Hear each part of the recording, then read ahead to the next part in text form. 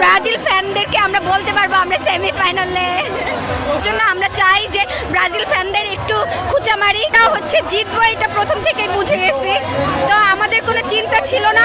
এবং আজকে টিএসসিতে যেই ইতিহাস, আবার হচ্ছে মেসির খেলা দেখলাম, আবার হচ্ছে সবাই মিলে হচ্ছে আর্জেন্টিনার খেলা দেখলাম, এবং আর্জেন্টিনা এখন সেমিফাইনালে সবচেয়ে ভালো লাগতেছে। একটা কথা মানে অ্যাটলিস্ট ব্রাজিল ফ্যানদেরকে আমরা বলতে পারবো আমরা সেমিফাইনালে, কারণ হচ্ছে তারা আপনারা দেখবেন যে আজকে সুইজারল্যান্ডের পক্ষ নিয়েছে, আর্জেন্টিনার পক্ষ থেকে তারা হচ্ছে আমাদের সবসময় বিপরীতে থাকে। এর জন্য আমরা চাই যে ব্রাজিল ফ্যানদের একটু খুঁচামারি, কারণ হচ্ছে ভামোস, আমরা এখন সেমিফাইনালে। আর্জেন্টিনাকে অবশ্যই বিশ্বকাপ নিয়ে বাসায় যেতে দেখতে চাই, কারণ হচ্ছে যেহেতু এত কষ্ট করতেছে, আর সবাই চায় ভালো কিছু নিয়ে বাসায় ফিরে যাক।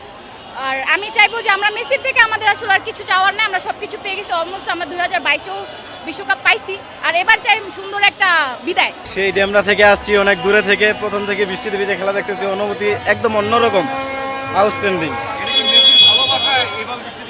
অবশ্যই মেসির ভালোবাসা, আর্জেন্টিনা ফুল টিমের প্রতি ভালোবাসা। বুঝলে ভালোই খেলছে, প্রথমে ওরা যে অ্যাটাক, ওরা যে লাইন 5-4 খেলছে, এটা তো তারপরে আর্জেন্টিনার মধ্যে বিশ্বাস ছিল, শেষ পর্যন্ত বিশ্বাসটা ধরে রাখছে, আগামী তো রাখবেই। দেখা যাক না, এখনই কিছু বলবে না, সময় বলে দেবে।